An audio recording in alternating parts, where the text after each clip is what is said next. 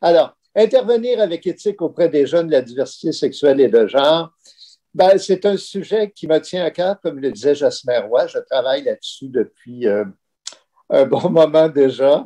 Et puis, quand on pense que dans les années 70, hein, j'ai fait mon stage de maîtrise sur ce sujet-là. Alors, ça fait un petit bout que j'y pense. Alors, j'ai essayé de ressortir 15 grands principes qui peuvent guider notre action. Alors, le principe numéro un, respecter la personne telle qu'elle-même se définit. Alors, ne jamais présumer ou prendre pour acquis le sexe, le genre, la sexualité, on dit aussi l'orientation sexuelle de quiconque, quel que soit son âge. Donc, ça s'applique évidemment aux enfants, aux adolescents, aux personnes adolescentes, aux personnes de tous les âges. C'est très important parce que je vais y revenir quelques fois au cours de cette présentation. Les jeunes personnes ont les mêmes droits, grosso modo, là, que les personnes adultes. Alors, éviter ainsi les problèmes liés au fait de mal genrer, mégenrer les gens. Écoutez, vous demandez comment, je pense que la vidéo d'introduction de ma présentation le montrait très bien. Hein, la jeune personne disait très bien, ben, j'ai été mal genré, j'étais mégenré, on ne croyait pas qui j'étais. Écoutez, personne n'est mieux placé qu'elle-même pour savoir qui elle est, comment elle veut être désignée. C'est très, très, très, très, très important. Alors, ça m'amène au principe numéro 2, être en mesure de distinguer ce qui est relatif au sexe. On l'a vu hier dans mon petit lexique qui a passé à vitesse grand V, mais tout de même, on peut y revenir, on a un peu plus de temps aujourd'hui, quelques minutes. Alors, le sexe, hein, c'est au sens de sexuation, c'est l'anatomie de la personne. Dans un sens très large, mais on a aussi un sexe qui va nous être assigné à la naissance.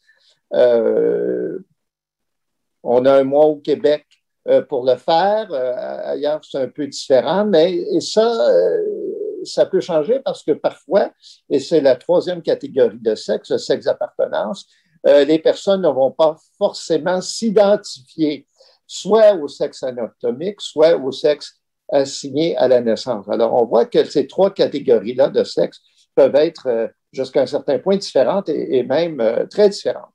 Donc, le sexe qui nous est assigné à la naissance, on n'a rien à dire là-dedans. Là, on a un mois tout au plus quand on hérite de ces papiers-là.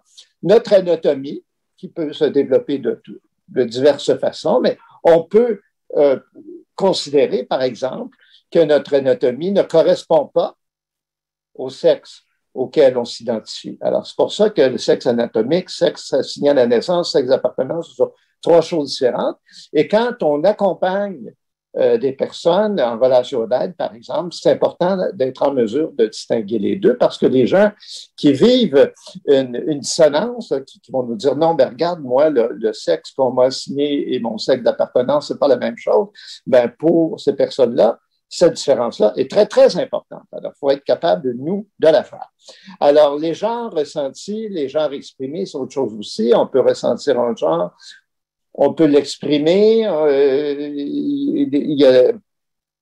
Et aussi, il y a le genre qui nous est assigné socialement. Souvent, on présume que le sexe détermine le genre, ce qui n'est pas forcément le cas. On l'a vu, notre anatomie, surtout quand on est, on ne choisit pas le sexe qui va nous être assigné. Cependant, au fur et à mesure qu'on vieillit, on peut décider de faire des changements anatomiques pour que notre corps corresponde plus avec qui on est, qui on ressent être profondément. Alors, le genre, c'est la façon de se comporter. Hein. C'est qu'est-ce qu'on fait avec notre corps, finalement. Alors, il y a encore plus de liberté et c'est pour ça que c'est important de tenir compte de ce que les gens nous disent en termes de ce qu'ils ressentent, ce que les gens ressentent, ça c'est bien important, ce que les personnes décident d'exprimer ou pas en public ou entre amis, et puis là où les genres auxquels vous remarquerez que j'ai mis des parenthèses parce qu'on peut s'identifier à plus qu'un genre, et on le verra tantôt, il y a beaucoup de termes pour le faire.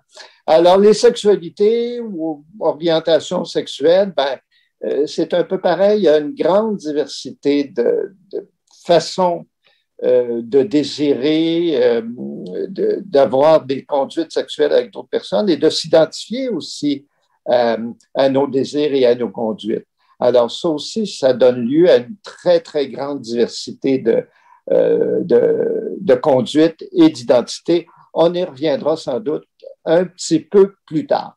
Alors, principe numéro 3, alors forcément, on le voit bien déjà, et c'est la raison pour laquelle hier, je tenais beaucoup à débuter par une micro-conférence sur le vocabulaire et à vous inciter à aller consulter le lexique là, qui se trouve dans le guide de comment parler de la diversité sexuelle et de genre dans les médias.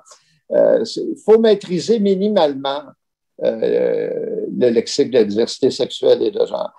Vous me direz, non sans raison, qu'il y a beaucoup de termes et beaucoup de nouveaux termes. Les jeunes générations en particulier sont très inventives sur ce plan-là, très créatives sur ce plan-là. Je pense qu'il faut s'en réjouir. On est en train vraiment de sortir, et ça aussi, ça va être un mot clé de ma présentation aujourd'hui. On est en train de sortir du mode binaire. Là. Vous savez, moi, quand j'étais jeune, là, on était, c'est homo, hétéro, homme-femme, masculin, féminin. Je pense qu'il faut sortir de ce paradigme-là, du mode binaire, parce qu'il y a beaucoup de gens, en particulier les jeunes encore là, sur lesquels porte notre école d'été, qui ne se reconnaissent pas du tout dans ce modèle binaire-là. C'est la raison pour laquelle il faut sortir ça de notre cerveau en pensant qu'il y a plein d'autres choses qui sont possibles. Et une langue épicène, ça signifie parfois, souvent les gens me demandent, est-ce que ça veut dire qu'il faut inventer des mots? Vous savez, la langue française, la langue anglaise encore plus, les langues que l'on parle contiennent déjà beaucoup de mots qui peuvent servir hein, quand on dit les personnes, les jeunes, la classe, le groupe, la population. On sent bien que il n'y a pas de genre, c'est pas genré. Alors, épicène, ça veut dire de ne pas prendre pour acquis que un genre l'emporte sur les autres. Alors, si on a en tête l'idée de ne pas s'ancrer le moins possible si on peut s'en sortir, tant mieux, de la binarité, tant mieux. Et ça nous ouvre la porte précisément sur ce qu'on appelle la pluralité des genres. Alors, principe numéro 4. Alors, c'est important quand on intervient avec les jeunes et les moins jeunes aussi, ce serait aussi vrai de la diversité sexuelle et de genre, de développer 3 types de connaissances. D'abord, nos savoirs. Il y a beaucoup de choses.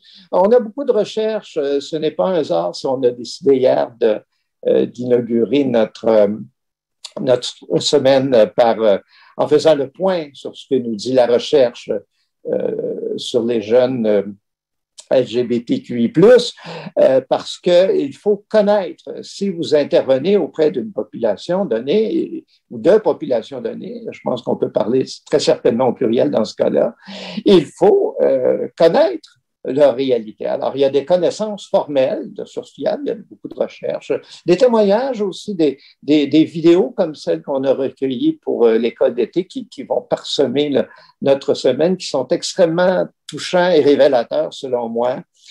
C'est très précieux, ça. Le vécu des gens. Le savoir-être aussi, le savoir-être qui sont nos attitudes, nos façons d'être, notre disposition de l'esprit, moi, vous savez, j'enseigne la méthodologie de l'intervention psychosociale, comme on appelle ça, mais on pourrait dire, grosso modo, sans trop parler jargon, que c'est la relation d'aide.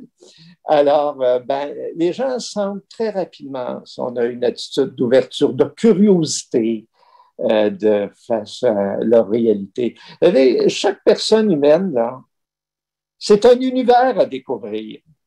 Alors, c'est toujours enrichissant, même pour nous, quand on est du côté de la personne qui va aider, d'être dans une posture d'accueil, dans une posture de découverte, de dire, ce monde-là, de cette personne-là, c'est un peu ma mission, c'est un peu beaucoup ma mission de découvrir, parce que si vous voulez aider quelqu'un, il faut comprendre qui est cette personne-là.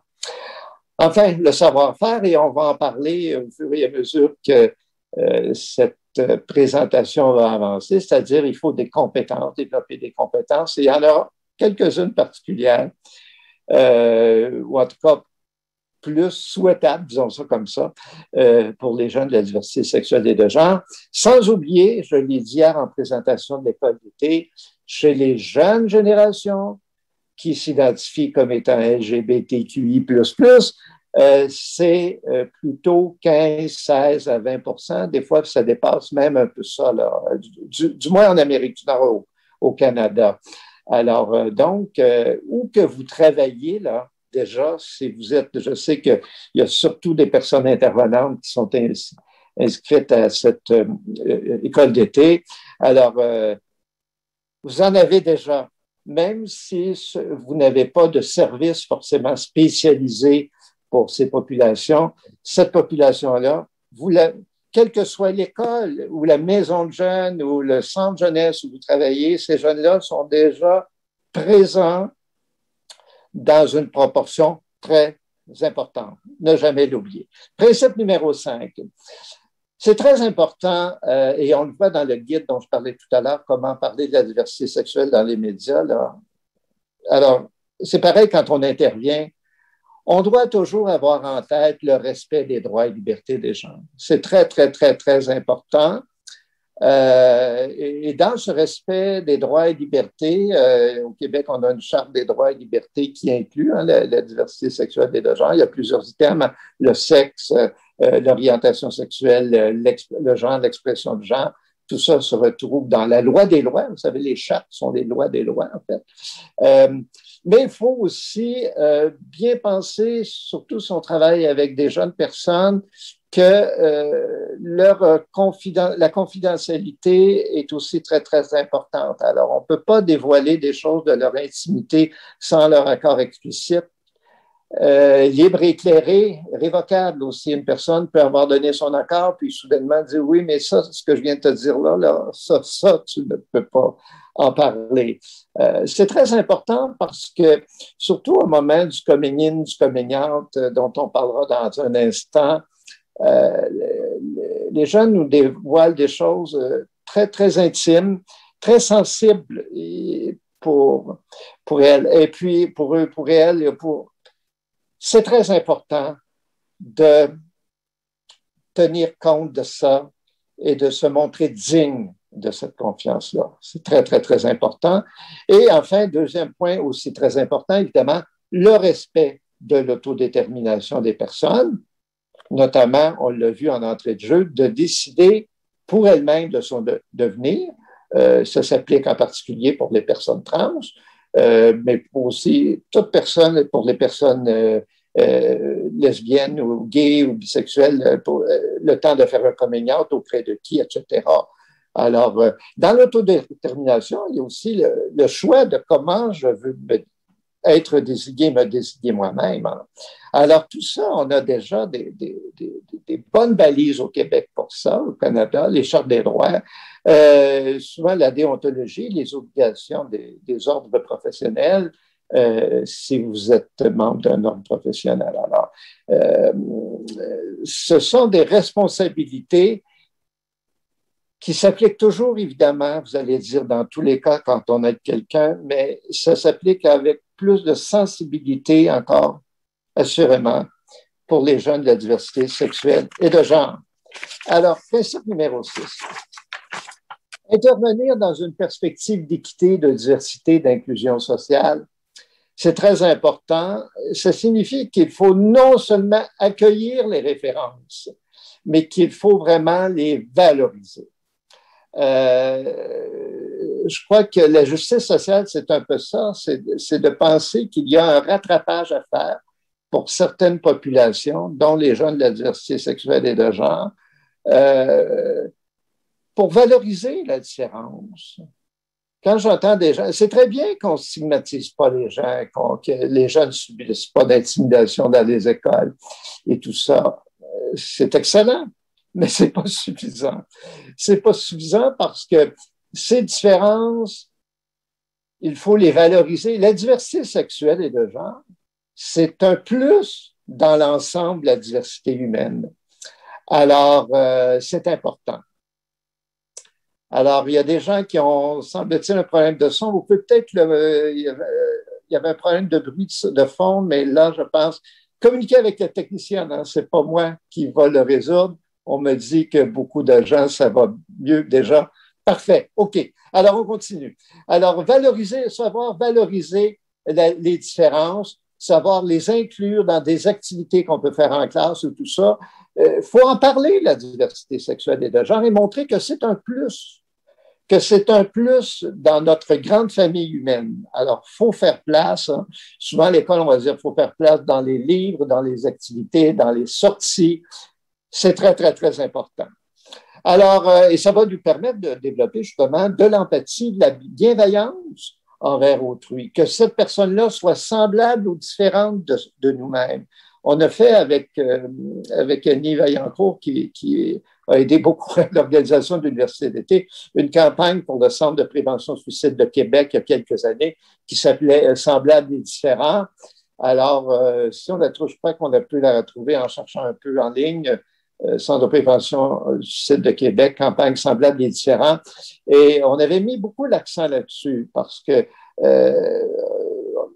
la grande famille humaine, c'est ça, c'est beaucoup de petites et de grandes différences qui font en sorte qu'on peut apprendre les uns des autres. Alors, a fortiori, si on a choisi d'aider les gens, on devrait être plus que quiconque disposé à apprendre et apprécier les différences et être bienveillant face à tout ça. Alors, comme on le voit, ça va beaucoup plus loin que la tolérance, beaucoup plus loin que la tolérance, et même plus loin que l'ouverture d'esprit, parce que c'est une posture proactive.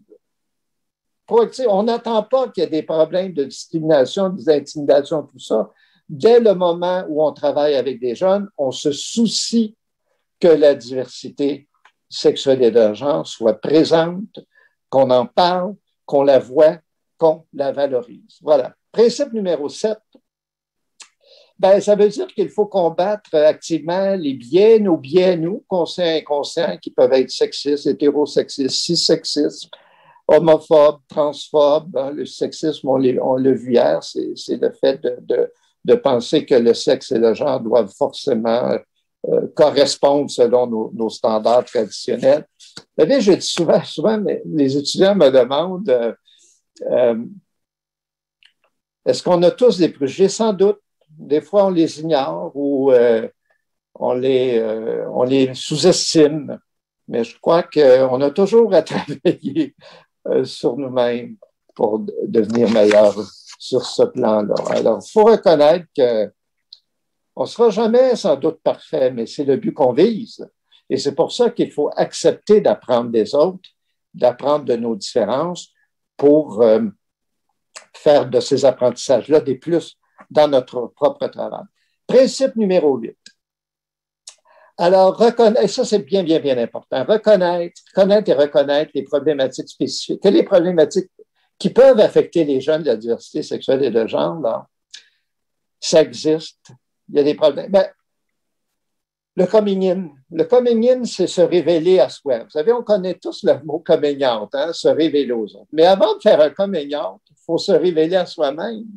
On découvre soi-même le genre que l'on veut exprimer. On découvre soi-même l'orientation sexuelle. Et à l'intérieur de cette orientation-là, on a sans doute des préférences. On n'aime pas toutes les personnes d'une catégorie sans exception. En général, on va dire oui, mais à l'intérieur de ça, je préfère tel type de personne.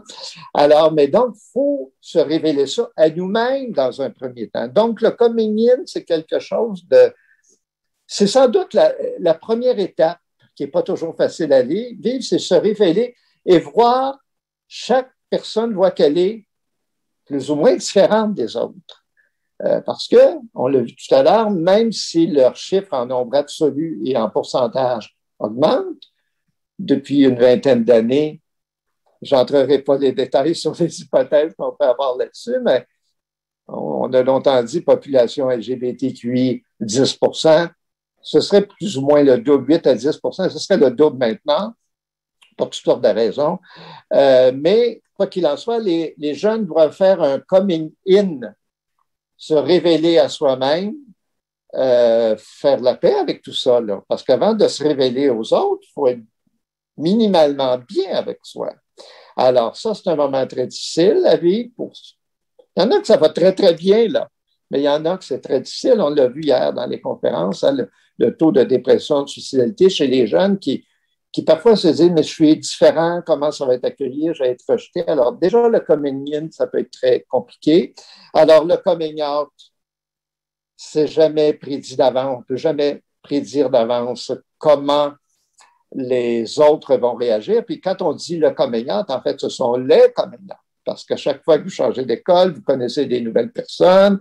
Puis même dans votre famille initiale, là, il y a peut-être des gens qui ne vous le diraient pas forcément le jour de Noël au réveillon. Peut-être que vous allez choisir de le dire à des personnes à des moments différents et selon les affinités que vous avez avec les gens de votre famille. Alors, des coming out, là, le coming out, c'est un processus réitératif. En général, il y en a plusieurs dizaines, voire bien davantage durant la vie, même durant le jeune âge. Alors, donc, il y a des anxiétés, du rejet, des fois, qui peuvent en découler. L'incitation à la honte d'être différent, d'être différente, on en a tellement parlé. L'intimidation, mais comme il y a beaucoup de présentations sur l'intimidation, je vais passer vite. Les discriminations croisées, l'intersectionnalité, vous venez d'une autre couleur, vous êtes d'une autre couleur de peau, vous venez d'une autre culture, vous parlez une langue qui n'est pas celle de la majorité, etc.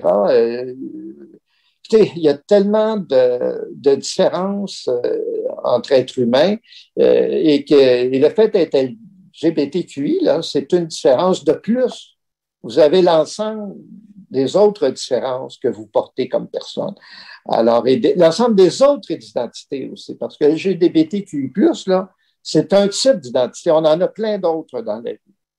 Alors, et c'est pour ça qu'il faut penser aussi que les problématiques, entre guillemets, particulières aux jeunes de la diversité sexuelle et de genre s'ajoutent aux autres défis d'être bien avec soi et, si possible, bien et mieux avec les autres.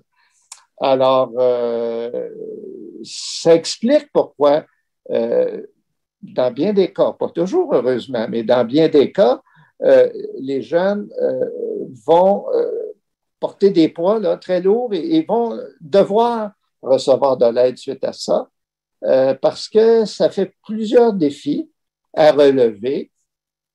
Et puis, on peut avoir besoin, effectivement, de consulter, de demander de l'aide et surtout du soutien de pairs PAIRS, j'en parlais tout à l'heure, mais aussi sur le plan professionnel. Principe numéro 9.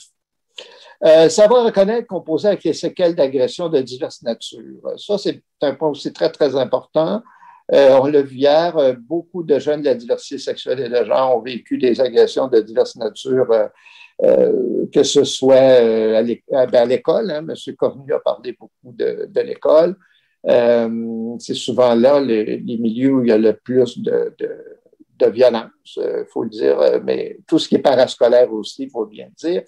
Alors, pas tous, heureusement, mais un certain nombre, un bon nombre de jeunes, les chiffres, hein, on avait des enquêtes hier de Martin Day, de M. Cornu, de l'UNESCO, qui nous montraient qu'il y a quand même une majorité, souvent 50 et plus, des jeunes qui révèlent avoir vécu des violences, des agressions, des intimidations de diverses natures. Alors, ça nous amène à parler de trois choses. D'abord, ce qu'on appelle le stress des minorités, qu'on voit souvent mal traduit par stress minoritaire. C'est pas le stress qui est minoritaire. C'est les gens qui le vivent qui font partie minoritaire. Alors, la bonne traduction de minority stress, là, c'est stress des minorités ou de la minorité. J'ai déjà vu stress du minoritaire, mais vous voyez, c'est déjà genré. Alors, je préfère encore stress des minorités. Alors, propre aux minorités qui subissent un rejet. Et puis, effectivement, les personnes LGBT, QI, font partie de minorités pouvant subir du rejet, des préjugés, la stigmatisation des préjugés, sans toujours recevoir du soutien.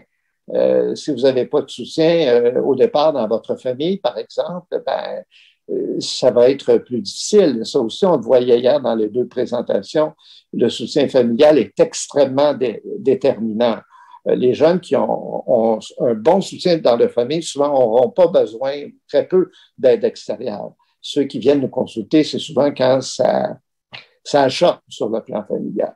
Ces conditions de situation peuvent mener, oui, à du stress chronique, là, des problèmes de dépression, suicidalité, on en a parlé. Ce qu'on appelle aussi les micro-agressions répétées, là, faut bien, vous savez, quand tous les jours vous entendez, là, on souhaite que ce soit moins le cas maintenant, mais des blagues ou des a priori même qui sont sexistes ou hétérosexistes. Alors, vous savez, il n'y a pas toujours de mauvaises... Je pense pas qu'il y a tant de monde que ça qui se lève le matin en disant « je vais être sexiste, je vais être homophobe », mais beaucoup le sont, ou transphobes, mais beaucoup de gens le sont sans s'en apercevoir. Et le sont face à des personnes LGBTQI qui ne sont pas toujours, comment dirais, qui n'ont pas forcément fait leur coming out dans leur milieu. Alors, ça peut amener, c'est d'autant plus agressant. Dans tous les cas, de toute façon, c'est agressant que la personne ait fait son coming out ou pas, que ça soit voulu ou pas. La conséquence est la même. C'est-à-dire que entendre des choses, subir des propos qui sont dévalorisants, dénigrants, ça fait toujours mal. Et c'est pourquoi qu'on parle de microagression, c'est parce que c'est la répétition, très souvent de fois, de ces mêmes propos, de ces mêmes phrases, de ces mêmes choses-là qui vous dévalorisent, ben, ça mène, oui, à l'infériorisation, qu'on appelle l'intériorisation de l'oppression, la dépression suicide, bon, parfois la fuite en avant là, dans des dépendances, etc. Et parfois aussi, ça va jusqu'à des stress post-traumatiques. Il faut dire que moi, j'ai fait une recherche, ma dernière recherche d'ailleurs en carrière, parce que je suis à l'orée de la retraite là, dans quelques semaines, porte sur les personnes LGBT ayant été victimes d'agressions sexuelles. Et on sait que les personnes LGBT, en particulier les jeunes, sont surreprésentées dans les statistiques sur les victimes de traumatisme suite à des agressions sexuelles. Physiques aussi, mais sexuelles, j'insiste là-dessus parce que c'est méconnu. Et je pense qu'il faut le dire. Donc, parmi les jeunes de la diversité sexuelle et de genre, oui, il y a des jeunes qui ont vécu le stress des minorités, qui ont vécu le stress, l'anxiété d'avoir vécu des microagressions répétées et un certain nombre, hélas, qui ont vécu aussi des stress post-traumatiques, là, parce qu'ils ont été violentés, là, plus qu'intimidés à l'école, mais intimidés et frappés, violentés physiquement et ou sexuellement. Alors, ça, évidemment, il y a des approches spécifiques là, pour ces stress-là. Je ne rentre pas là-dedans, mais il y a plein de livres là-dessus. Sur Internet, vous pouvez trouver des choses. Et parfois, ça vaut la peine de se former minimalement, là, parce que c'est des choses qu'on va rencontrer relativement souvent. Principe numéro 10, éviter de prendre éviter de considérer comme des problèmes personnels les problèmes qui relèvent des conditions de vie des jeunes LGBTQI. On vient de voir, là, à quel point ça peut être complexe. Alors, vous avez la vidéo de la jeune personne qui parlait, là, juste avant ma présentation, montrait très bien ça. Hein? Quand la personne dit, là, on ne me considérait pas, on disait que c'est moi qui avais des problèmes. Et c'est ce qu'on appelle en psychologie, c'est un grand mot, l'erreur d'attribution fondamentale. C'est qu'on pense que la personne a des problèmes personnels, alors que dans le fond, ce sont des problèmes qui sont reliés aux conditions de vie, le rejet, les violences qu'elle vit dans son milieu.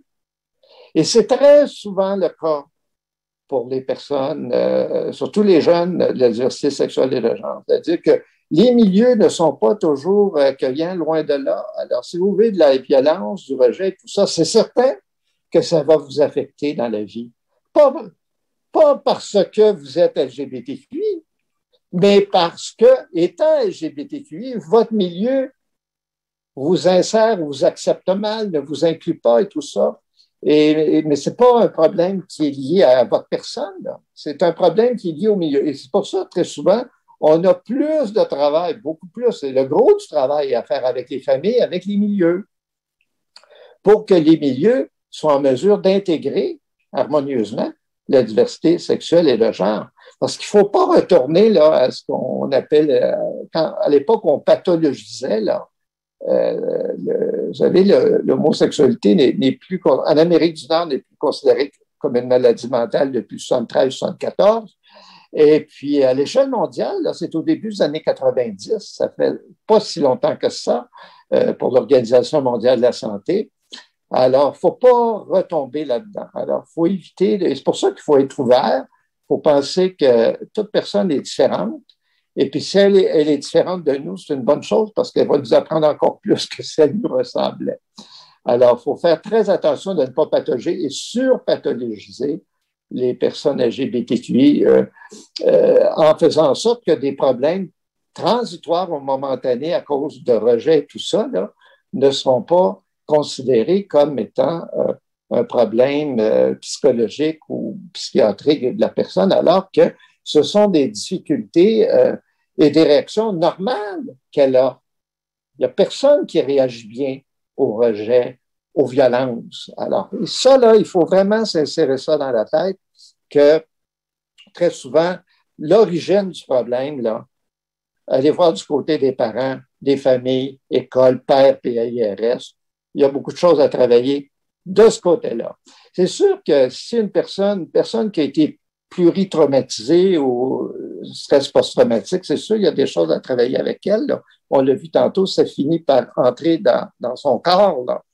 Mais si ce n'est pas encore arrivé là, si ces problèmes sont conjoncturels pour le moment, ben n'attendons pas que cette situation se détériore et travaillons justement pour améliorer le plus rapidement possible ces conditions de vie. OK. Principe numéro 1, vous êtes en mesure d'identifier, ben c'est important parce que je viens de dire qu'il faut voir les problèmes qu'ont les gens, mais il faut voir leurs forces aussi. Moi, ce qui m'a frappé beaucoup, Jasmine disait, c'est vrai, ça fait 45 ans que c'est plus que ça, même si on a inclus mon stage qui a été fait là-dessus dans les années, au milieu des années 70. Ce qui me frappe souvent, c'est à quel point les jeunes ont beaucoup de force. Hein, ce qu'on appelle de nos jours les facultés de résilience, d'empowerment, qu'on pourrait bien traduire, je pense, par capacité d'agir. Et ça, c'est important aussi. Je pense qu'en même temps qu'on doit reconnaître les vulnérabilités, on vient d'en parler dans les fiches précédentes, et les souffrances des jeunes, on doit reconnaître aussi leur force, leur faculté de s'en sortir et d'avoir été victime. C'est pas un karma là, dans la vie. Tu n'es pas condamné à être une victime. Alors, tu peux trouver des pères aidants, tu peux rencontrer des gens, et on va en parler dans une fiche ou deux, de rencontrer des gens qui apprécient ce que tu es, tout ça. Et c'est pour ça qu'il faut travailler toujours dans une perspective de soutenir, développer quand c'est nécessaire les forces et les facultés de résilience, donc de se sortir des problèmes. Tout le monde aura des problèmes dans la vie, mais parfois c'est plus difficile parce qu'ils sont plus difficiles. Et capacité d'agir. Capacité d'agir, c'est de prendre en main notre propre destinée. Évidemment, quand on est jeune, c'est plus compliqué parce qu'il y a nos parents qui sont là, tant qu'on vit avec nos parents, même des fois on est adulte puis on vit encore avec eux, ou les parents encore ont un gros mot à dire dans notre vie. Mais il n'y a pas, ça n'arrive jamais que des jeunes ont zéro pouvoir, là. Tous les pouvoirs, toutes les capacités d'agir que les jeunes ont, il faut être en mesure de les mobiliser. Alors, principe numéro 12. Alors, c'est la raison pour laquelle on doit être en mesure d'axer nos projets, nos interventions sur des projets de vie. Même si souvent les jeunes consultent pour des problèmes qui sont derrière ou devant eux actuellement, tous ces jeunes-là vont être heureux dans la vie là, et heureuses, et puis avoir des vies agréables, constructives, créatives, inventives. Alors, donc, il faut inclure dans notre intervention cet aspect-là d'encouragement au projet de vie. Vous savez, moi, quand j'ai travaillé, là, plus ou moins 10-12 premières années de ma carrière, je travaillais beaucoup avec des jeunes. J'étais travailleur social à ce moment-là, qui fut mon premier métier avec des jeunes, beaucoup des jeunes de la DPJ. Et puis, les jeunes nous arrivaient avec des diagnostics là, de choses qui allaient mal dans leur vie. Mais je me disais tout le temps, et puis je disais aussi à mes collègues, il ne faut pas oublier que notre mission, c'est quand on va fermer ce dossier-là, quand on va saluer pour une dernière fois cette jeune personne-là, de pouvoir dire, ben, c'est bien, c'est sur une bonne voie parce qu'il y a des projets de vie, il y a des projets constructifs, des choses qui sont encourageantes dans la vie de ces jeunes-là, de leur couple. Il y en a qui sont en couple, qui seront en couple, et des groupes, des communautés auxquelles ces personnes appartiennent. Alors, c'est pour ça aussi, ben, il faut intervenir, je l'ai assez dit, mais il faut le répéter, dans leur milieu de vie, au début, évidemment, plus ils sont jeunes, la famille, l'école, mais ça peut être Sport Québec, par exemple, est en train de travailler beaucoup sur l'inclusion dans les sports, le milieu du travail. On sait on débute à l'Université Laval je vais faire une petite publicité là-dessus, c'est gratuit, ça ne me fait pas. Alors, on débute un nouveau programme en inclusivité, diversité, inclusion sociale cet automne, afin que les milieux de travail, précisément, fassent davantage place et reconnaissance à la diversité humaine de façon générale, y compris la diversité sexuelle et de genre, petite section que je donnerai. Alors, donc, il faut s'assurer que dans les milieux, il y a bienveillance, empathie, accueil et plus donc, sécurité, protection, qui est un minimum, mais il faut être en mesure d'aller bien au-delà de ça. Principe numéro 13, ben, c'est pour ça que le travail de sensibilisation, de médiation, d'advocacy, là, comme on dit en anglais, je n'ai pas trouvé de traduction française qui me satisfasse. C'est important de connaître, je le disais tout à l'heure, mais aussi de faire connaître les droits et libertés des jeunes.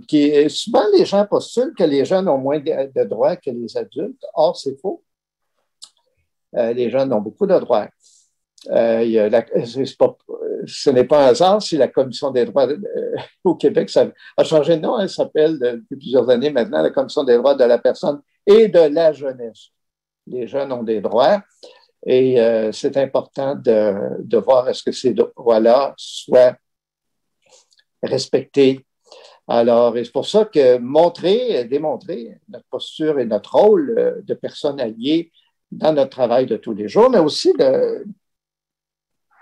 par des choses assez simples comme, je vous donne un exemple, par exemple, les affiches qu'on va choisir d'avoir dans notre bureau, la documentation qu'on va distribuer. Il faut montrer que la diversité sexuelle et de genre, ça fait partie de la vie, ça fait partie de notre vie comme personne aidante et ça fait partie de la société qui nous entoure. Alors, c'est visible autour de nous. On en parle et on la rend visible. Et au besoin, souvent le besoin est là aussi, on va se faire des alliés qui, dans nos milieux, on peut servir de personnes multiplicateurs, si je peux dire, de tuteurs, de résilience pour ces jeunes-là, en montrant que ça nous tient à cœur. Leur bien-être nous tient à cœur. Moi, je dis toujours, tous les enfants de la Terre sont nos enfants. À mon âge, ce serait plutôt nos petits-enfants. Mais c'est important de travailler aussi dans cette perspective-là de personnes alliées, mais d'une personne alliée pas seulement dans notre cerveau, dans nos actions au quotidien. Alors, ça m'amène justement au principe numéro 14, contrer l'isolement des jeunes. C'est très important. Dans les enquêtes que j'ai faites ces dernières années sur les jeunes de la diversité sexuelle et de genre, il y avait beaucoup de jeunes qui surtout hors des grands centres, là, qui nous parlaient de leur isolement physique. C'est certain que, il y a toutes les petits bidules, téléphones, tablettes et tout ça, où on peut rejoindre les gens à distance. On a vécu beaucoup durant la pandémie. Mais vous savez, votre tablette, votre téléphone, votre ordi ne vous prendra jamais dans ses bras, là. Alors, donc, les jeunes ont besoin de contacts affectueux, là, ont besoin de se sentir aimés, ont besoin de solidariser avec des pairs. La pandémie, en tout cas au Québec, sur sa fin, pense-t-on. En tout cas, on pourra sortir un peu plus et solidariser avec des vraies personnes bientôt. Alors, les jeunes, surtout les jeunes des milieux non urbains, là, nous crient beaucoup au secours. Donc, parce que dans les milieux urbains, il y a des groupes, il y aura une présentation de l'accès qui va clore notre école d'été, par exemple. C'est bien si vous habitez Québec, mais si vous êtes dans une région éloignée de Montréal et de Québec, il n'y a pas de lieu, pas forcément de lieu, ou très peu de lieux physiques ou rejoindre des pairs PAIRS. Alors, ça, c'est très, très, très important de, de penser, de se soucier. Et à la limite, vous pouvez aussi de démarrer des réseaux, des groupes de soutien dans vos milieux. Ça veut dire des groupes on peut appeler ça de différentes façons, le groupe de discussion, de socialisation, de consultation, de défense de droits, association. Il y a de plus en plus des écoles secondaires, même, où il y a des groupes d'alliés, là, c'est pas toutes sortes de noms, mais moi, j'habite en face d'une école, une école secondaire, puis je sais qu'il y a un groupe là. Alors, c'est quand même intéressant de voir que les jeunes manifestent ce besoin, mais ils sont prêts aussi à, à faire ce qu'il faut là, pour rejoindre des pairs et pas seulement de façon virtuelle. Le faire aux 100 personnes, c'est important. Alors, c'est pour ça que comme adulte et comme personne intervenante, c'est important de savoir aussi à qui référer, très bien connaître les groupes d'aide et d'entraide, les endroits comme l'Accès à Québec, par exemple, ou l'Astérix à Montréal, où les jeunes peuvent aller physiquement rencontrer d'autres jeunes. C'est très, très important parce que c'est important aussi que les jeunes aient accès à des modèles. Ça aussi, ça se retrouve beaucoup dans les enquêtes. Les jeunes, on commence à avoir des modèles hein, dans les artistes de télé, du cinéma. C'est une très, très, très, très bonne chose. Mais les jeunes ont besoin de modèles aussi dans leur vie de tous les jours. Alors, plus il y aura de modèles accessibles, et modèles accessibles, c'est pas forcément des gens qui vivent la même chose, c'est des gens qui sont ouverts aux différences. C'est des gens qui sont accueillants, ouverts, curieux de la diversité. Alors, principe numéro 15, et ensuite on pourra passer aux questions.